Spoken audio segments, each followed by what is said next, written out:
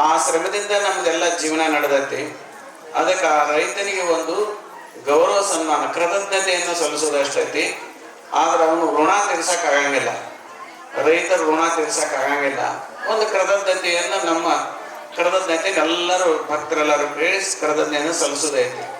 ಆದ್ರೆ ಒಂದು ವಿಚಾರ ಹೇಳ್ತೇನೆ ನಿಮ್ಗೆ, ಏನಂತಂದ್ರೆ ನಾವು ಇವತ್ತು ರೈತರಿಗೆ ಗೌರವ ಸನ್ಮಾನ ಮಾಡ್ತೀವಿ ಎಲ್ಲರೂ ಕೂಡಿ, ನಾ ಅಲ್ಲ, ಎಲ್ಲ ಭಕ್ತರೆಲ್ಲರೂ ಸೇರಿ ಮಾಡೋದೈತಿ. ಅದಕ್ಕೆ ರೈತರಿಗೆ ಬರೀ ಸನ್ಮಾನ ಅಷ್ಟ ಮಾಡ್ತೇವೆ. ಆದ್ರೆ ರೈತನ ಶ್ರಮಕ್ಕೆ ಒಂದು ನಾವು ಸನ್ಮಾನ ಮಾಡ್ಬೇಕು. ರೈತನ ಶ್ರಮಕ್ಕೆ ಪ್ರತಿಯೊಬ್ಬರು ಸನ್ಮಾನ ಮಾಡ್ಬೇಕು. ಯಾಕಂದ್ರೆ ಅವನ ಶ್ರಮಕ್ಕೆ ಒಂದು ಬೆಲೆ ಕೊಡ್ಬೇಕಾಗತ್ತೆ.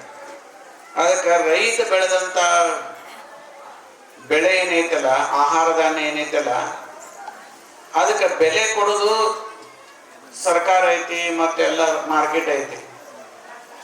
ಆದ್ರ ನಾವು ಒಂದು ಕೂಡ ರೈತನ ಶ್ರಮಕ್ಕೆ ನಾವು ಒಂದು ಕೂಡ ಒಂದು ಬೆಲೆ ಕೊಡಬೇಕು.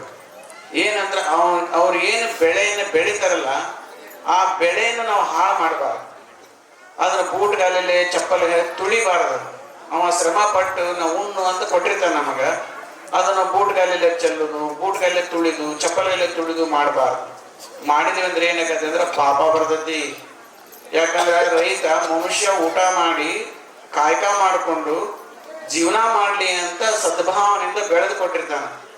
ಅದನ್ನ ನಾವು ಕಾಲಾಗ ಹಾಕಿ ಬೂಟ್ಗಲ್ಲಿ ಚಪ್ಪಲಿ ತುಳಿದು ಬಿಟ್ವಿ ಅಂದ್ರೆ ಎಷ್ಟು ಅನ್ಯಾಯ ಆಕತಿ. ಅದಕ್ಕೆ ಎಂದೂ ಕೂಡ ರೈತನ ಶ್ರಮಕ್ಕೆ ನಾವು ಅವನ ಶ್ರಮನ ನಾವು ತುಳಿದಂಗ ಆಗ್ಬಿಡ್ತೈತಿ. ಅದಕ್ಕಾಗಿ ದಯವಿಟ್ಟು ಏನಂತಂದ್ರೆ ನಾವೆಲ್ಲ ಮದುವೆ ಮಾಡೋ ಹೊತ್ನ್ಯಾಗ ಎಲ್ಲರೂ ಅಕ್ಕಿ ಕಾಳು ಉಗ್ತೀವಿ. ಅಕ್ಕಿ ಕಾಳಿನ ಫ್ಯಾಕ್ಟ್ರಿ ಬರ್ತೈತೆ ಏನ ರೈತ ಬೆಳೆ ಕೊಡ್ತಾನ ಹೇಳಿ ನೋಡೋಣ.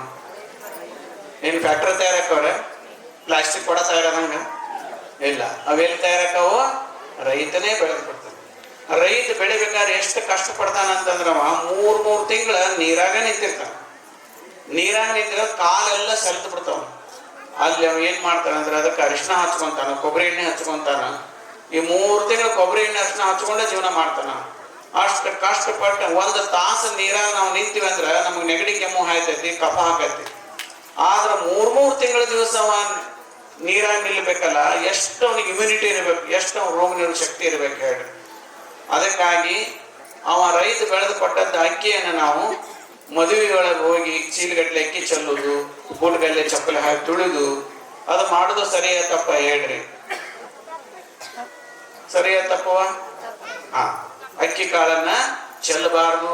ಮದುವೆ ಒಳಗ ಅಕ್ಕಿ ಕಾಳು ಚೆಲ್ಲಬಾರ್ದು. ಅಕ್ಕಿ ಕಾಳು ಚೆಲ್ಲುದು ಅಲ್ಲಿ ಬಿದ್ದು ಬಿಡ್ತಾವ. ಅದು ಬೂಟ್ಗಲ್ಲಿ ಚಪ್ಪಲಿ ತುಳ್ಕೊಂಡು ಅಡ್ಡಾಡಿ ಬಿಡ್ತಾರೆ. ರೈತ ಕೊಟ್ಟ ಪ್ರಸಾದವನ್ನ ಬೂಟ್ಗಲ್ಲೇ ತುಳಿತೇವೆ, ಚಪ್ಪಲಲ್ಲೇ ತುಳಿತೇವೆ. ಮತ್ತೆ ಮನ್ಯಾಗ ಏನಾದ್ರು ಅಕ್ಕಿ ಕಾಳು ಬಿದ್ದಿತ್ತು ಅಂದ್ರೆ ಬೂಟ್ಗಲ್ಲಿ ತುಳಿತೇವೆ ಅಂದ್ರೆ ನಾವು ತುಳಿಯಂಗಿಲ್ಲ, ಅನ್ನ ಅಂತೇವೆ, ಪ್ರಸಾದ ಅಂತೇವೆ. ಅದನ್ನ ಹೋದ ಗಡಿಗೆ ಹಾಕ್ತೇವೆ. ಅದಕ್ಕಾಗಿ ಇಲ್ಲಿ ಮಾತ್ರ ಮದುವೆಯಲ್ಲಿ ಬೂಟ್ಗಲ್ಲಿ ಚಪ್ಪಲಿ ತುಳ್ಕೊಂಡು ಅಡ್ಡಾಡ್ತೇವೆ. ಅದಕ್ಕೆ ಎಂದೂ ಕೂಡ ಜ್ಞಾನಿಗಳದವರು, ಅಂತಃಕರಣ ಇದ್ದವರು, ಮಾನವೀಯತೆ ಇದ್ದವರು ಎಂದೂ ಕೂಡ ರೈತ ಬೆಳೆದಂತ ಪ್ರಸಾದವನ್ನ ಬೂಟ್ಗಲ್ಲಿ ಚಪ್ಪಲ್ ಹಾಕಿ ತುಳಿಬಾರ್ದು. ಇದನ್ನ ಬಸವಣ್ಣವ್ರು ಹೇಳ್ತಾರೆ. ರೈತ ಬೆಳೆದಂತ ಪ್ರಸಾದನ ತೆಳಗೆ ಚೆಲ್ಲಬಾರ್ದು, ಕೆಡಿಸಬಾರ್ದು. ನೀವೆಲ್ಲ ನಾವು ಎಲ್ಲ ಅಷ್ಟು ಅತಿನಿಶ್ವಗಳ ಸದ್ಭಕ್ತರು, ಅಷ್ಟು ಅತಿನಿಶ್ವಗಳ ಭಕ್ತರಾದೇವೆ ಎಲ್ಲ ಅಷ್ಟರು. ಅತಿನಿಶ್ವಗಳಿಗೆ ಯಾರಿಗೆ ಭಕ್ತಿ ಇಲ್ಲ ಹೇಳ್ರಿ? ಇಲ್ಲಿ ಎಲ್ಲರಿಗೆ ಏನಿಲ್ರಿ. ಅತಿನಿಶ್ವಗಳು ಸ್ನಾನ ಮಾಡ್ಕೊಂಡು ಹಾದು ಹೋಗೋತ್ನ್ಯಾಗ ಒಂದು ಹುಣಸೆ ಹಣ್ಣಿನ ಬೋರ್ಡ್ ಬಿದ್ದಿದ್ದು ದಾರ್ಯಾಗ. ಆದ್ರೆ ಅವರು ಮಡಿಯಿಂದ ಹೊಂಟ್ರ ಸಹಿತ ದಾರ್ಯಾಗ ಬಿದ್ದಂತ ಹುಣಸೆ ಹಣ್ಣಿನ ಬೋರ್ಡ್ ತಗೊಂಡು ಅಡಿಗೆ ಮನೆಗೆ ಹೋಗಿ ಗಡಿಗ್ಯಾಗ ಹಾಕಿ ಬಂದ್ರು. ಅವ ಸೇವಾದಾರ ಮುಟ್ಟು ಬೇಡ್ರಿ ಮೈಲಿಗೆ ಕಿರಿ ಅಂತ ಹುಡುಗ, ಸೇವಾದ ಹುಡುಗ, ಹುಚ್ಚ ಪ್ರಸಾದ ಮುಟ್ಟಿದ್ರೆ ಮೈಲಿಗೆ ಹಾಕತ್ತೇನೋ, ಆ ಪ್ರಸಾದ ಕೆಡಿಸ್ಬಾರ್ದಪ್ಪ, ಶಿವನು ಕೊಟ್ಟಾನ ಅಂತ ತಿಳ್ಕೊಂಡು ಕೆಡಿಸ್ಬಾರ್ದಂತ ತುಳಿಬಾರ್ದಪ್ಪ ಅಂತ ಹೋದನ ಗಡಿಗ್ಯಾಗ ಹಾಕಿ ಬಂದ್ರು. ಅತನೀಶ್ವರ ಎಷ್ಟು ದೊಡ್ಡ ತಪಸ್ವಿಗಳಿದ್ದಾರೆ, ಎಷ್ಟು ಮಹಾ ತಪಸ್ವಿಗಳು. ಅವ್ರು ಒಂದು ಹುಣಸಿ ಬೋಟ್ ಇದ್ದದ್ದನ್ನ ಓದ್ ಗಡಿಗ್ಯಾಗ ಹಾಕಿದ್ರೆ ಕಾಲಿಲೆ ತುಳಿಲಿಲ್ಲ. ಅವ್ರ ಆದರ್ಶ ನಮಗೆಲ್ಲ ಇರ್ಬೇಕಲ್ಲ. ಇವತ್ತೆಷ್ಟು ಅಕ್ಕಿಯನ್ನು ನಾವು ಎಂತ ಬೂಟ್ಗಲ್ಲಿ ಚಪ್ಪಲೆ ತುಳಿತೇವಿ. ಅದಕ್ಕಾಗಿ ದಯವಿಟ್ಟು ಅದನ್ನ ನಾವು ಮಾಡಬಾರ್ದು.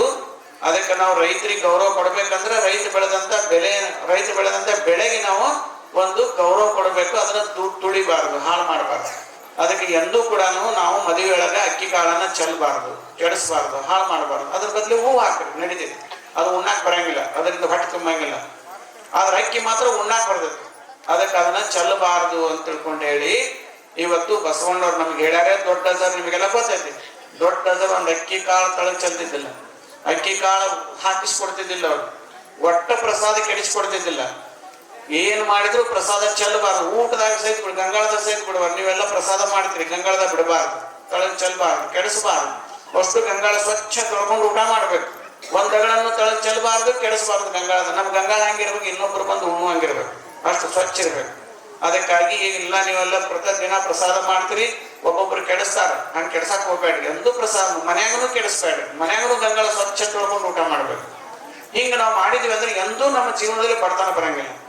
ಎಂದು ನಾವು ಅನ್ನಕ್ಕೆ ಬೆಲೆ ಕೊಟ್ವಿ, ಅನ್ನಕ್ಕೆ ಗೌರವ ಕೊಟ್ವಿ ಅಂದ್ರೆ ನಮ್ಮ ಜೀವನದಲ್ಲಿ ಎಂದೂ ನಮಗ ಬಡತನ ಬರಂಗಿಲ್ಲ. ನಾವು ಅನ್ನ ಚಲ್ಕೊಂತ ಹೋದ್ವಿ ಅಂದ್ರೆ ಸೊಕ್ಕಾದಂಗ ಸೊಕ್ಕಾದಂಗ ಮತ್ತೆ ನಮ್ಗೆ ಬಡತನ ಬರ್ತದೆ. ಅದಕ್ಕಾಗಿ ಪ್ರಸಾದ ಹಾಳು ಮಾಡಲಾರ್ದಂಗ, ರೈತ ಬೆಳೆದು ಕೊಟ್ಟಂತ ಪ್ರಸಾದವನ್ನ ಎಂದೂ ಹಾಳು ಮಾಡಲಾರ್ದಂಗ ನಾವು ಜೀವನ ಮಾಡಿದ್ವಿ ಅಂತಂದ್ರೆ ನಮ್ಮ ಜೀವನದಲ್ಲಿ ಎಂದೂ ಬಡತನ ಬರಂಗಿಲ್ಲ ಅನ್ನೋದನ್ನ ಬಸವಣ್ಣರು ನಮಗೆ ಹೇಳಿಕೊಟ್ಟಾರ, ನಮ್ಮ ದೊಡ್ಡದವರು ಹೇಳಿಕೊಟ್ಟಾರ. ಅದಕ್ಕಾಗಿ ನಾವೆಲ್ಲರೂ ಕೂಡ ಸನ್ಮಾನ ಮಾಡೋಣ ಅಂತ ನಮ್ಮ ಪರಮ ಪೂಜ್ಯ ಆನಂದ ದೇವರು ಬಹಳ ಚಲೋ ಮಾತಾಡಿದ್ರು, ಅದ್ಭುತ ಮಾತಾಡಿದ್ರು. ಒಳ್ಳೆ ಸಣ್ಣ ವಯಸ್ಸೈತಿ, ದೇವರಂಗ ಮಾತಾಡಿದ್ರು. ಅದಕ್ಕಾಗಿ ಅವರು ಈಗ ಮುಂದೆ ಮಾರ್ಚ್ ತಿಂಗಳ ಆದ್ಮ್ಯಾಗ ಒಂದ್ 5 ದಿವಸ ಎಲ್ಲ ಹಳ್ಳಿಗೆ ಹೋಗಂದ್ರೆ ಈ ಹಳ್ಳಿಗೆ 5 ದಿವಸ ಬರ್ತಾರೆ. ಇಲ್ಲಿ 5 ದಿವಸ ಪ್ರವಚನ ಮಾಡ್ತಾರೆ. ಅದಕ್ಕೆ ನೀವೆಲ್ಲರೂ ಪ್ರವಚನಕ್ಕೆ ಬರ್ರಿ, ಅವ್ರಿಗೆ ಸಹಕಾರ ಕೊಟ್ರಿ. ಆ ನಂತರದಲ್ಲಿ ಇವರು ಊರೂರು ಅಡ್ಡಾಡಿ, ಮನೆಯಲ್ಲೆಲ್ಲ ಅಡ್ಡಾಡಿ